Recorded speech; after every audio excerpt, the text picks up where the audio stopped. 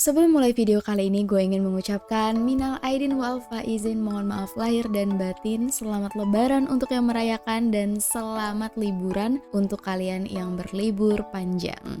Ya, gue tahu mungkin video ini bakal upload setelah libur lebaran, karena kebetulan beberapa video yang kita rekam gak tahu kenapa selalu aja ada masalah. Gue mohon maaf banget, tapi tenang, karena di video kali ini gue sudah menyiapkan sesuatu yang sangat-sangat spesial buat kalian semua. Tim Ruang Gelap juga ingin berterima kasih banyak karena berkat semua bantuan kalian, Ruang Gelap berhasil mencapai 50.000 subscribers. Dan sesuai janji, kita bakal mengadakan giveaway. Untuk kalian yang nonton video ini, silahkan komen di kolom komentar bawah 3 hal yang membuat Ruang Gelap itu berbeda. Apa yang menjadi ciri khas, apa yang kalian suka. Dan kalian kasih kita rekomendasi kasus sebanyak-banyaknya. Siapa yang beruntung bakal dapetin hoodie Ruang Gelap yang biasa gue pakai. Gue cari dulu ya hoodie-nya sebentar. 2 jam kemudian. Ya, ini hoodie-nya. Kalian pasti sering banget lihat gue pakai hoodie ini, dan mungkin ini bakal jadi hoodie limited edition karena kita nggak bakal ngeluarin yang kayak gini lagi. Kita lagi bikin desain yang beda. Jadi buat kalian yang menang giveaway, kalian bakal dapet versi original yang sama persis sama gue. Berhubung ini sampai 50.000, jadi giveaway-nya dikasih 5. Kalau nanti 100.000, kita kasih 10. Bukan 100 ya. Buat kalian yang terpilih, nanti kita juga bakal cek apakah kalian udah follow TikTok gue dan Instagram Ruang Gelap. Boleh juga sih follow Instagram gue, tapi di situ lebih ke arah-arah yang private. Jadi kalau kalian pengen dengerin kasus atau cerita-cerita pendek, mending follow TikTok aja. Ya, follow TikTok kita, subscribe Ruang Gelap, dan kasih komentar yang menarik. Yang beruntung nanti nama-namanya bakal kita share di video selanjutnya. Kayaknya 2 video selanjutnya, ya. Jadi pastiin jangan ketinggalan episode Ruang Gelap.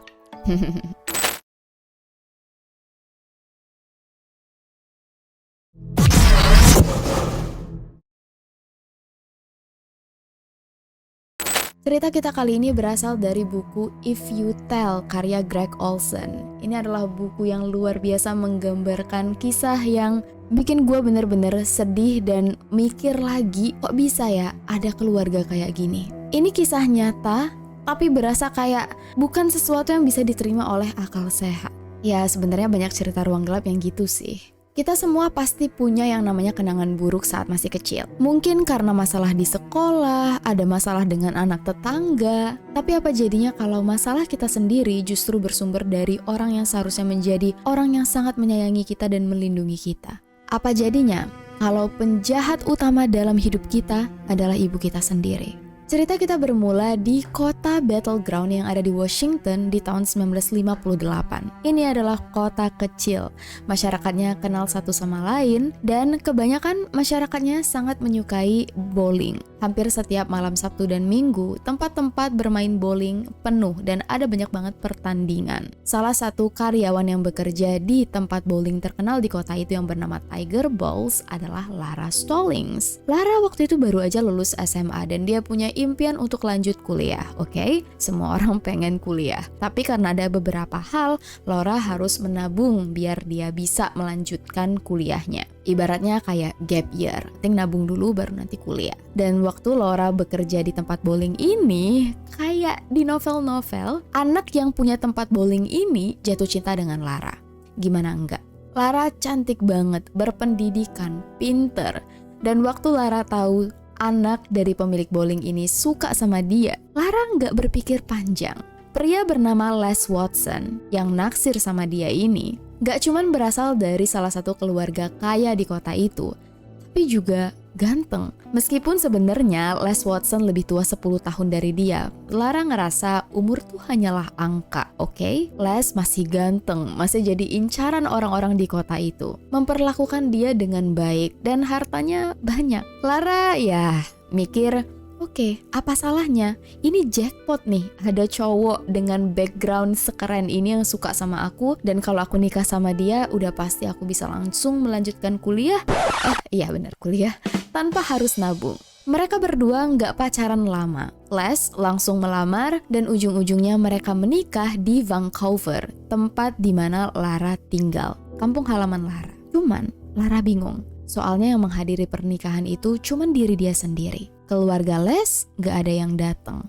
Lara sempat bingung, tapi dia nggak butuh waktu yang panjang untuk tahu kenapa. Sehari setelah pernikahan dilangsungkan, suami barunya, Les, menerima telepon dari Sharon, mantan istri pertamanya. Hubungan Les dan Sharon kandas karena Sharon punya banyak masalah. Dia pecandu alkohol dan juga mengalami depresi. Tapi Lara nggak masalah. Yang menjadi masalah, sebelum nikah Les nggak ngomong kalau mereka harus merawat anak-anak dari hasil pernikahan ini. Les dan Sharon punya 3 anak. Anak pertama mereka bernama Shelly yang berusia 6 tahun. Anak kedua mereka bernama Chuck yang berusia 3 tahun. Dan anak terakhir mereka, Paul, waktu itu masih bayi. Berhubung Paul masih bayi, masih harus nyusu, Paul masih tinggal bareng Sharon. Jadi yang dititipin di rumah itu cuman Shelly dan Chuck. Begitu Sharon ngedrop anak-anaknya, Sharon menghilang begitu aja, kayak ditelan bumi. Mau gak mau, Lara harus menerima kedua anak angkat barunya ini. Bukan berarti Lara gak sayang, Lara siap menjadi ibu dan dia berusaha yang terbaik untuk bisa membuat anak-anak ini merasa welcome, merasa disayangi oleh ibu kandung sendiri. Tapi kondisi mental Shelly dan Chuck enggak kayak anak-anak lainnya. Shelly hampir setiap hari selalu bilang ke Lara, "Aku benci banget sama kamu." Setiap hari. Lara nggak inget ada satu hari pun Shelly nggak ngomong gitu ke dia. "Aku benci kamu, aku benci kamu." Sedangkan Chuck adiknya sama sekali nggak ngomong.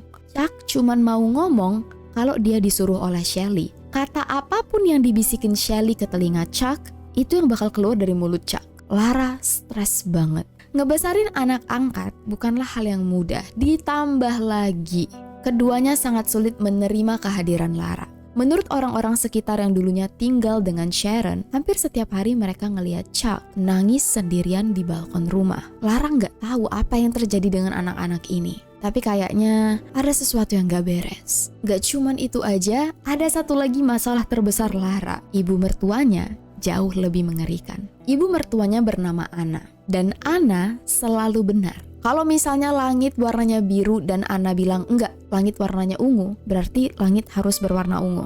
Kayaknya Anna benci dengan semua orang. Bahkan Les, anak kandungnya sendiri, gak bisa ngelawan. Hampir semua pegawai mereka takut banget dan dijadiin kayak budak. Keluarga Les kan kaya banget nih. Mereka punya banyak tempat bowling. Mereka juga punya banyak panti jompo. Jadi karyawan mereka banyak dan gak ada satupun yang berani untuk melawan. Gue gak berusaha untuk melebay-lebaykan ya, karena suami Anna sendiri yang berarti ayah kandung dari Les, yang berarti ayah mertua dari Lara, yang bernama George, dilarang oleh Anna untuk tidur di dalam rumah. Bayangin, suaminya sendiri disuruh untuk tinggal di luar. Di luar rumah mereka tuh ada semacam gubuk kecil atau bangunan kecil, dan disitulah suaminya disuruh tidur. Suaminya bahkan gak membantah dan ngikutin aja. Jadi kalian ngerti kan kenapa Lara selalu berhati-hati di depan ibu mertuanya, bahkan napas pun takut salah. Satu-satunya orang yang disukai oleh Anna adalah Shelly. Itu anak emasnya banget. Anna sering banget nyuruh Shelly untuk tinggal di rumahnya. Dan hampir setiap hari Shelly selalu ngadu ke Anna bahwa Lara adalah ibu tiri yang sangat jahat. Anna tahu Shelly benci banget dengan Lara. Dan seolah-olah berusaha untuk membuat suasana semakin keruh. Suatu hari, waktu Lara lagi jemput Shelly untuk dibawa pulang ke rumah, Lara kaget karena Anna sudah memotong habis rambut Shelly. Potongannya jelek banget, compang-camping. Shelly diem aja. Dan waktu Lara nanya, "Kok rambutnya dipotong?" "Iya, soalnya kamu gak bisa ngerawat rambut anak kamu. Daripada jelek, mending aku potong." Lara tahu nih, Anna sengaja motong rambut Shelly kayak gitu biar Shelly makin marah dengan dia. Kayaknya satu-satunya kebahagiaan Anna adalah membuat orang lain merasa sedih akibat tingkah lakunya. Kalau Shelly tinggal dengan Anna, Shelly mempelajari banget tingkah laku neneknya. Shelly tumbuh menjadi gadis yang luar biasa nyebelin. Bahkan Les, bapaknya, angkat tangan. Apapun yang Shelly minta, pasti dikasih. Tapi masalahnya, apapun yang dikasih untuk Shelly selalu gak cukup. Semua perlakuan baik Lara yang berusaha untuk meluluhkan hati Shelly selalu gak mempan. Tiap hari, Lara sudah menyiapkan baju sekolah Shelly biar Shelly nggak usah ribet-ribet lagi tiap pagi. Tapi Shelly dengan sengaja nggak pernah mau pakai apa yang disiapkan oleh Lara. Setiap hari Lara bikin sarapan, tapi Shelly selalu nggak pernah mau makan. Bahkan dikasih kado pun, Shelly marah. Sampai Lara tuh bingung, kamu tuh maunya apa? Kenapa kamu selalu marah? Apa sih yang kurang di rumah ini? Dan Shelly nggak pernah ngejawab. Selama 7 tahun, Shelly mikir, oke, mungkin ini fase-fase anak remaja yang ingin memberontak. Mungkin suatu hari Shelly bakal berubah saat dia sudah menjadi dewasa. Tapi justru keadaan makin parah. Tiba-tiba, pihak kepolisian mendatangi rumah mereka untuk mengabarkan bahwa Sharon, ibu kandung dari Shelly, Chuck, dan Paul, ditemukan meninggal karena terbunuh. Kasusnya sampai sekarang masih belum terungkap, tapi polisi yakin banget ini adalah ulah kelompok geng narkoboy. Kalau kalian pikir Shelly bakalan sedih, enggak. Dia biasa aja, bahkan dia nggak peduli. Berhubung kita nggak tahu apa yang dialami oleh Shelly dan Chuck selama diasuh oleh Sharon, kita cuma bisa berandai-andai kenapa Shelly nggak peduli. Tapi menurut gua, ini bukan alasan Shelly untuk menjadi orang yang luar biasa kejam dan suka memfitnah. Sepanjang tahun itu, Les dan Lara masih berusaha untuk merangkul Shelly. Tapi waktu Shelly berusia 15 tahun, dia melakukan sesuatu yang benar-benar di luar batas. Shelly ngomong ke sekolahnya bahwa ayah kandungnya sendiri, Les, memperkaos dia. Di situ Les malu banget. Di kota kecil itu siapa sih yang gak bakal tahu cerita kayak gini? Gosip hangat. Les Watson, anak salah satu keluarga terkaya, memperkaos anaknya sendiri. Dan semua orang percaya dengan Shelly. Ngapain anak berusia 15 tahun bohong soal hal kayak gini? Cuman masalahnya, Lara dan Les tahu betul ini adalah kebohongan Shelly yang minta perhatian. Saking marahnya, Les langsung bilang ke pihak sekolah untuk ngirim Shelly diperiksa ke rumah sakit. Apakah benar dari hasil bukti visum Shelly pernah diperkaos? Dan hasilnya nihil. Shelly terbukti bohong. Gara-gara hal ini, sekolahnya terpaksa memberhentikan Shelly karena nganggep Shelly telah melakukan hal yang di luar batas. Sekolah bisa membuang Shelly, tapi keluarga nggak bisa.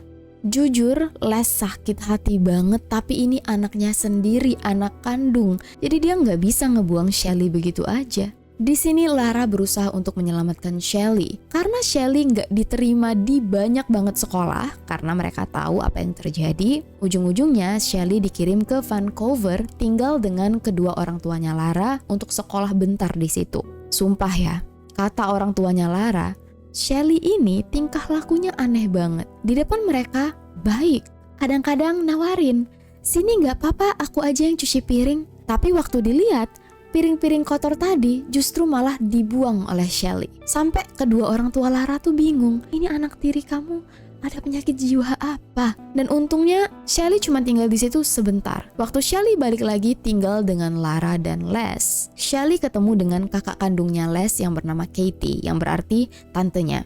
Shelly cerita ke Katie, "Tante, aku tuh hampir tiap hari disiksa oleh ibu tiri aku.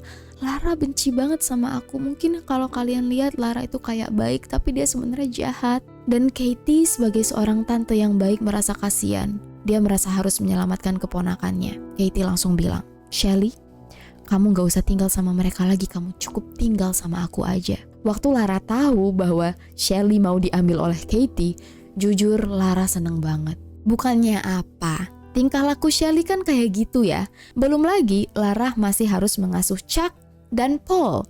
Karena semenjak Sharon meninggal, mau gak mau Paul juga mereka asuh. Dan tingkah laku Paul ini bener-bener kayak anak liar. Paul gak bisa disuruh duduk mantep.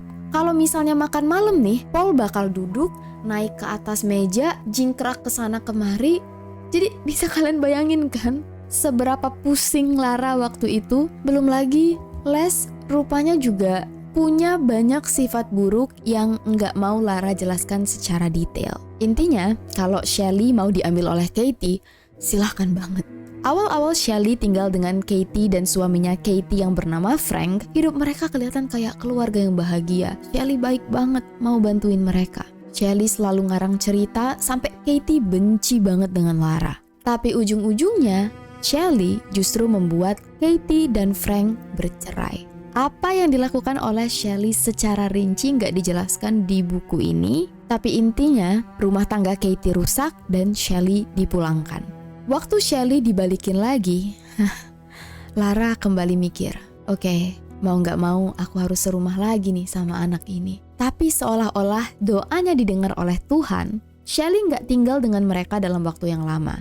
Karena Shelley yang waktu itu berusia 19 tahun, rupanya udah punya pacar yang bernama Randy Rivardo.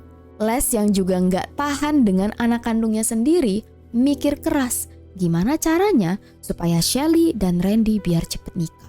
Supaya Shelley diambil oleh orang lain. Randy ditawarin untuk kerja di salah satu bisnis keluarga mereka. Dikasih tempat tinggal gratis. Nikah pun bakal jor-joran dibayarin. Randy cukup duduk tenang. Mereka yang bakal ngurusin semuanya. Randy bersyukur. Keluarga Shelley welcome banget sama dia. Dan Shelley ini guys, meskipun sifatnya itu sebenarnya sangat-sangat di luar nalar, tapi kalau dengan orang-orang yang pengen dia baikin, Shelley ini kayak malaikat.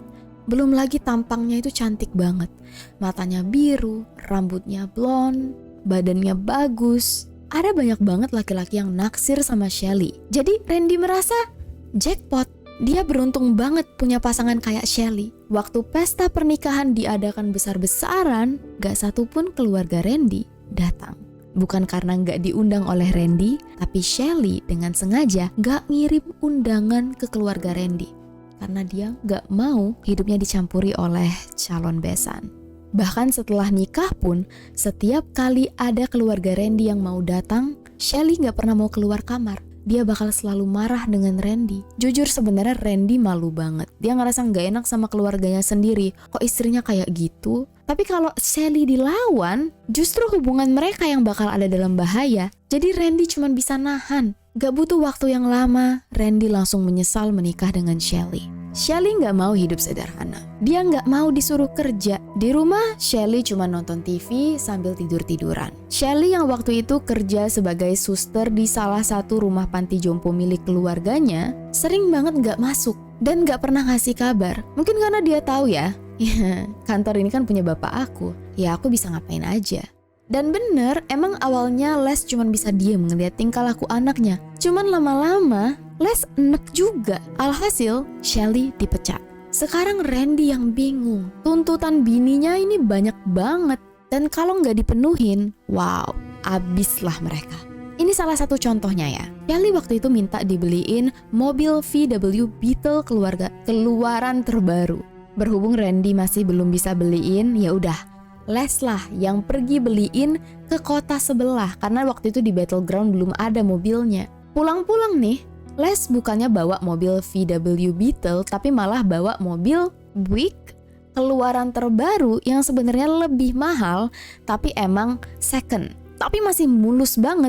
Dan Les sebenarnya beliin mobil itu karena dia ngerasa kayaknya lebih cocok dan lebih bagus, lebih mewah. Jadi pasti Shelley seneng dong. Tapi rupanya Shelley justru marah. Dia teriak-teriak dan bilang, "Ih, mobil ini jelek banget, ini mobil babu." Sampai Les sakit hati. Besok harinya, Shelley ditemukan terkapar di depan teras rumahnya. Di samping badan Shelley ada banyak banget obat tidur. Randy langsung nelpon ambulans, Shelley dilarikan ke rumah sakit dan pihak keluarga ngira Shelley gak bakal bisa diselamatkan.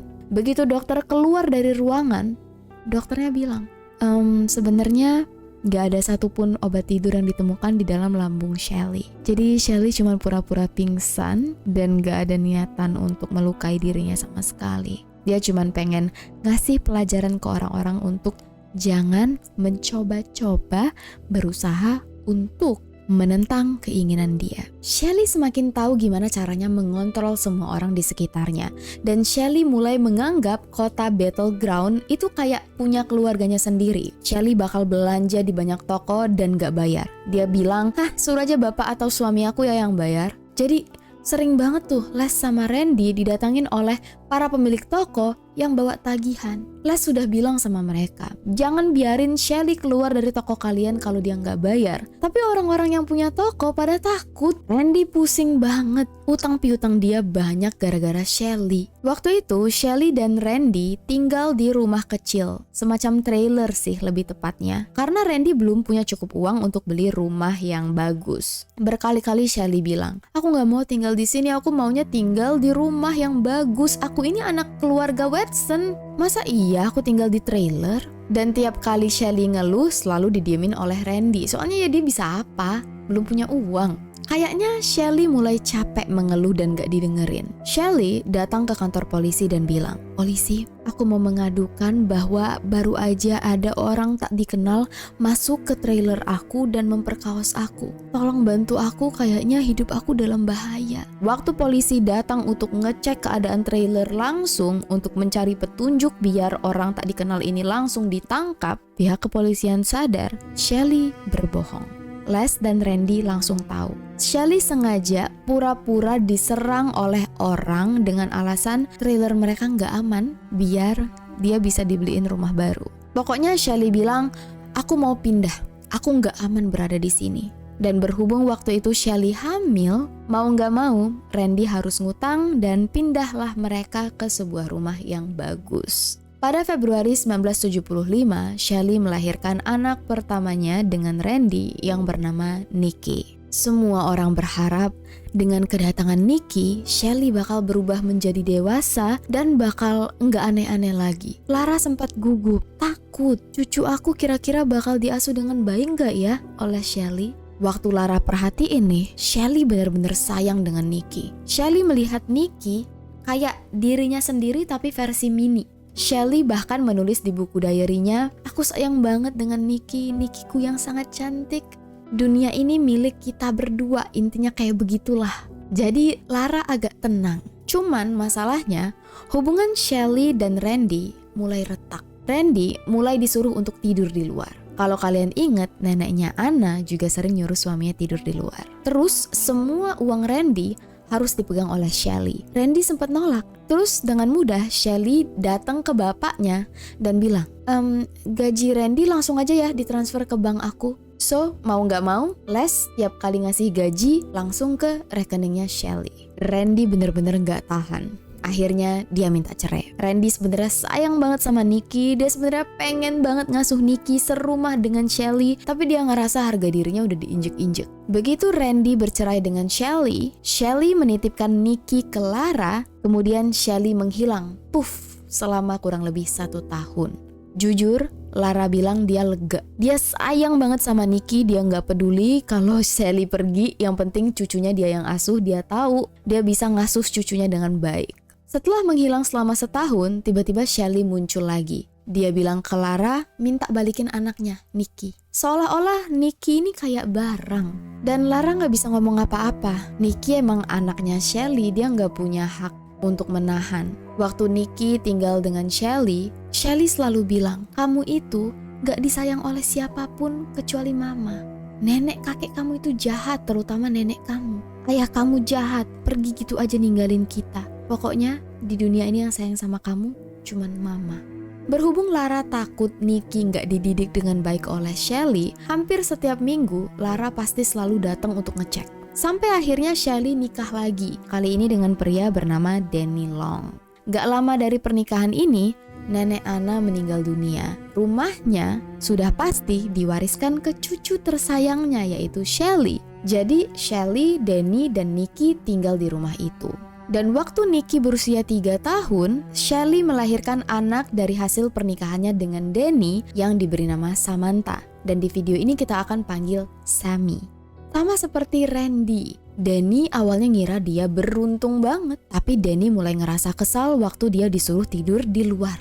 Semua uangnya habis dipakai oleh Shelly. Bedanya, kalau Randy cuman diem, mendem, sampai akhirnya nggak tahan lagi, si Danny melawan. Kalau Shelly main tangan, Danny main tangan juga. Jadi hampir setiap hari di rumah itu ada piring terbang, barang-barang rusak. Kehidupan rumah tangga Shelly dan Danny benar-benar penuh drama. Yang jadi korban, Nikki dan Sammy. Danny sering banget lari dari rumah, dia nggak tahan. Tapi Shelly selalu berusaha untuk mencari Danny dan selalu ketemu. Tiap Danny hilang, Shelly bakal ngambil Sammy dan Nikki, dimasukin ke dalam mobil, dia ajak puter-puter nyari Danny. Kejadian ini terjadi berkali-kali. Bisa dibilang keajaiban juga ya. Hubungan mereka ini bisa bertahan 5 tahun. Bagi Danny, 5 tahun menikah dengan Shelly itu kayak neraka. Dan bagi Shelly, kalau Danny memang sudah gak bisa dikontrol lagi, saatnya mencari mangsa baru. Pada 28 Desember 1987, Shelly menikah dengan pria bernama Dave Notek. Dave ini tipe pria yang diincar oleh banyak banget wanita waktu itu. Badannya muskular, atletik, lurus banget, dan punya pekerjaan di salah satu perusahaan kayu. Sejak pertama kali Dave nggak sengaja ketemu Shelly, Dave jatuh cinta. Kecantikan Shelly bener-bener menghipnotis dia, apalagi waktu ngeliat Nikki dan Sammy, dua anak perempuan yang sangat baik, lucu, dan butuh banget figur bapak. Dan kehadiran Dave sangat-sangat diterima oleh Lara dan Les. Akhirnya, ada yang ngurusin Shelly lagi. Mereka juga khawatir cucu mereka kekurangan figur ayah. Jadi kedatangan Dave bener-bener hal yang luar biasa, menguntungkan bagi mereka. Tapi bagi Nikki, sejak awal, dia ngelihat hubungan ibunya dengan Dave yang sekarang menjadi ayah tirinya adalah hubungan yang sangat-sangat toksik. Nikki ngeliat dengan mata kepalanya sendiri. Waktu itu dia masih kecil, tapi dia sudah tahu harga diri Dave benar-benar diinjek-injek oleh Shelly. Salah satu hal traumatik yang dialami oleh Nikki waktu dia ngeliat Dave sudah siap menembak dirinya sendiri karena dia ngerasa gagal menjadi suami dan ayah yang baik. Hampir tiap hari Shelly selalu teriak, "Kamu itu suami yang gak berguna, aku nyesel banget nikah sama kamu. Kamu bahkan gak bisa cari uang yang cukup, kamu gak bisa jadi ayah yang baik untuk anak-anak. Apa sih nilai kamu sebagai laki-laki?" Diteriakin kayak gitu setiap hari membuat Dave kehilangan sebagian dari dirinya. Beda dengan suami-suami sebelumnya, Dave dengan sukses dimanipulasi oleh Shelly. Shelly selalu bisa membuat semua masalah yang terjadi di keluarga itu adalah gara-gara Dave sebagai kepala keluarga gak bisa menanganinya karena Dave gak becus. Setiap kali mereka berantem, Dave tahu dia gak bisa ngelawan Shelly. Jadi Dave bakal naik ke dalam mobil terus entah pergi kemana. Awalnya Shelly cuman berani ngata-ngatain, tapi lama-lama Shelly main tangan. Dave dia pukul, dia tendang, tapi gak sekalipun Dave mengucapkan kata kasar ke Shelly. Dia anti banget dengan namanya kekerasan. Dan jujur, penyiksaan yang dia terima benar-benar melukai dia di sini. Tapi Dave bucin banget. Dia selalu percaya Shelly marah-marah karena Shelly bener, karena dia emang gak becus. Sebenarnya Shelly itu wanita baik-baik. Masalah rumah tangga mereka makin parah saat Dave yang kerjanya emang masih belum mateng, gak punya cukup uang untuk bayar pajak rumah nenek Anna. Rumah ini kan besar ya, perawatannya mahal. Dave ngutang sana-sini supaya bisa mempertahankan rumah itu. Tapi ujung-ujungnya Dave gak kuat. Rumah ini mereka jual. Dave pusing banget. Hutang mereka udah banyak nih. Dan suatu hari Shelly pulang sambil nangis. "Dave, aku kena kanker." Hati Dave mencelos. Dave langsung mikir, aku gak bisa ninggalin keluarga ini. Kalau suatu hari Shelly meninggal, siapa yang ngurus Nikki dan Sammy kalau bukan aku? Untuk menghemat pengeluaran dan berhubung mereka sudah menjual rumah nenek Anna, Dave dan Shelly setuju untuk pindah rumah. Rumah yang bisa dibilang mewah. Rumah ini terletak di Jalan Fowler. Hampir semua orang bisa ngeliat Dave yang dulunya periang, gagah, semenjak nikah dengan Shelly berubah menjadi pendiam dan sakit-sakitan. Setiap hari Dave selalu tidur di luar rumah. Beberapa kali Dave juga pernah kabur. Tapi Shelly selalu mengajak Nikki dan Sammy masuk ke dalam mobil keliling kota untuk mencari Dave. Selalu ketemu, selalu. Shelly punya skill predator yang sangat luar biasa akurat. Kalau Shelly ini orang baik-baik, kayaknya bagusnya jadi polisi deh. Kalau nyari orang ketemu terus. Dan tiap kali Dave berusaha kabur, Shelly bakal berusaha jadi baik. Dia bakal minta maaf. Tapi cuman bertahan beberapa hari. Setelahnya Shelly bakal jahat lagi. Sampai Dave tuh bingung. Sebenarnya sisi Shelly yang sebenarnya tuh yang mana? Yang baik atau yang jahat? Drama rumah tangga mereka nggak cuman sampai sini. Suatu hari, rumah mereka terbakar. kemungkinan besar sih Shelly yang bakar. Shelly minta pindah dan kali ini dia minta pindah ke rumah yang jauh lebih besar dan jauh lebih mewah. Meskipun sebenarnya mereka punya banyak utang. Rumah baru mereka ini diberi nama Lauder House yang terletak di Old Willapa. Tapi semewah apapun rumah mereka, tetap aja rasanya kayak neraka bagi Dave dan juga Nikki dan Sammy. Memang awalnya Nikki sangat-sangat disayang oleh Shelly, tapi begitu Sammy keluar, hadir dalam hidupnya, posisi Nikki seolah-olah langsung didepak begitu aja, digantikan oleh Sammy. Satu-satunya hari bahagia mereka adalah di hari Natal. Khusus di hari Natal, Shelly bakal bersikap sangat-sangat baik. Meskipun Shelly sangat menjengkelkan, kalau dia pengen jadi orang baik, dia tuh luar biasa kayak malaikat. Shelly bakal menyiapkan banyak banget kado dan hadiah buat Nikki dan Sammy. Tapi cuman cukup sampai di hari Natal aja. Besok harinya, Shelly bakal minta anak-anaknya untuk ngembaliin semua kado yang udah dia kasih. Nikki pernah dikasih kado boneka. Nikki sayang banget sama boneka ini. Waktu boneka ini diambil kembali oleh Shelly, Nikki sedih dan dia ngintip di mana ya boneka ini disembunyikan. Setiap kali kalau Shelly lagi gak di rumah, Nikki bakal diem-diem buka lemari ini untuk meluk boneka itu sebentar aja karena dia kangen. Tapi rupanya Shelly tahu. Soalnya Shelly sudah menyiapkan perangkap. Sebelum dia pergi, dia sering banget nutup pintu lemari pakai lakban putih. Jadi kalau misalnya Nikki ngebuka pintu itu, ada bekasnya. Kalian kebayang gak sih? Shelly bener-bener sengaja membuat perangkap untuk anaknya sendiri. Dan maksud gue ini perangkapnya itu kayak gak masuk akal aja. Gue gak bisa menjelaskannya secara verbal ya, tapi kalian ngerti kan, ini ibu emang sakit jiwa. Pernah juga tuh anak-anak ini dikasih semacam bros. Suatu hari bros-bros ini hilang. Shelly marah banget. Nikki dan Sammy gak boleh tidur. Mereka harus cari bros ini sampai dapet. Jadi semalam suntuk, mereka nyari, gak tidur. Dan waktu itu umur mereka masih kecil-kecil banget, gak sampai 10 tahun. Dan kalian tahu gak, bros-bros ini ketemunya di mana? Di dalam kado yang belum dibuka. Jadi kalian sudah tahu lah ya, siapa yang nyembunyiin bros-bros ini. Padahal waktu itu Nikki dan Sammy digebukin habis-habisan gara-gara dibilangin ceroboh udah ngilangin bros tadi. Tapi itu bagi Nikki dan Sammy adalah penyiksaan yang sepele. Hal yang paling menyiksa Nikki dan Sammy adalah mereka gak boleh mandi. Shelly selalu bilang, kalian gak usah mandi ya, gak boleh mandi.